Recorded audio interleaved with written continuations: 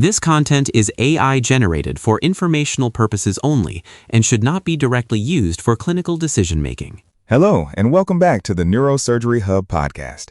I'm Dr. Aris, a senior attending in neurosurgical oncology.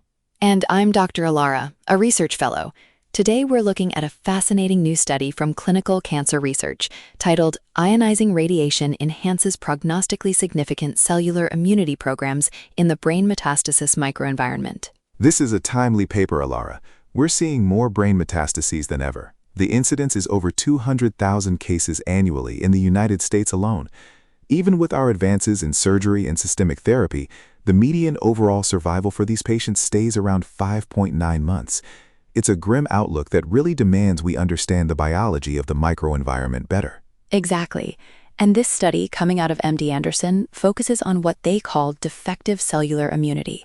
We've known for a while that the CNS is a unique environment, partly due to the blood-brain barrier, but this paper really dives into how brain metastases, or BM, specifically suppress T-cell activity across different primary histologies, like lung and breast cancer. Right. They started with a very robust retrospective look, 153 cases of breast cancer BM and 153 cases of lung cancer BM. They stratified these by histopathological scoring of tumor-infiltrating lymphocytes, or TILs. Alara, walk us through what they found regarding TILs and patient outcomes. It was quite striking. They found that high-grade histopathological TIL infiltration was a strong predictor of favorable prognosis. But they didn't stop at just counting cells. They used T-cell receptor sequencing, TCR-seq, and RNA sequencing to look at the foundational elements of this immunity. They found that high TCR diversity in the brain metastasis was associated with improved overall survival. That's an important distinction for our residents listening. It's not just about having any T cells there. It's about the diversity of the repertoire. A more diverse TCR profile suggests a more robust, multifaceted immune response against the tumor. But the real meat of this paper, in my opinion, is how they used an ongoing clinical trial to look at the effects of ionizing radiation. Right. They leveraged a trial comparing preoperative and postoperative stereotactic radiosurgery, SRS, or stereotactic radiotherapy, SRT. This allowed them to dissect the radiation-induced immune responses in actual patient tissue. And this is where it gets therapeutically relevant for us as surgeons. We often think of radiation as a local control tool, killing tumor cells directly by DNA damage. But this study suggests IR is a powerful immune modulator. What did the sequencing show after these patients received radiation? The results showed that SRS-SRT treatment actually enhanced TCR diversity within the BM microenvironment.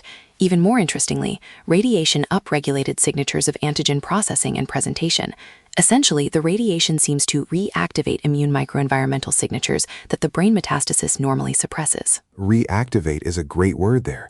The paper notes that BM is characterized by impaired cellular immunity as a generally shared abnormality, regardless of whether the primary was lung or breast. By using IR, we aren't just killing cells, we are potentially restoring the immune signaling pathways that correlate with those favorable outcomes we saw in the high TIL retrospective cohort. It's almost like the radiation is priming the environment. The study specifically mentioned that IR upregulates immune signaling pathways that are normally quenched in the BM. For the medical students listening, this is a shift in how we view the cold microenvironment of a brain met. We can potentially turn it hot using ionizing radiation. And that leads us to the clinical holy grail mentioned in the paper, the combination of radiation and immune checkpoint inhibition, or ICI.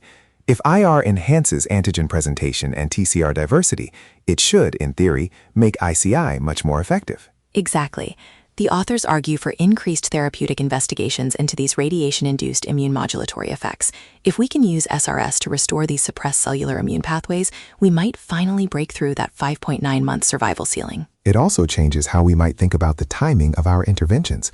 If preoperative SRS enhances the immune environment before we even get into the OR, are we setting the patient up for a better long-term systemic response? The study suggests that these therapeutically tractable targets within the microenvironment are there.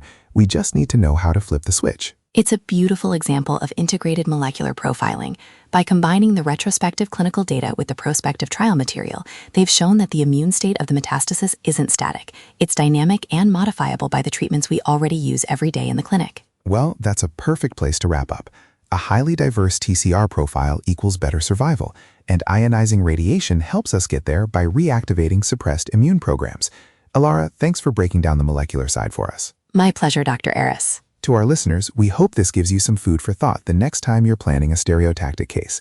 Thanks for joining us on the Neurosurgery Hub podcast. We'll see you next time.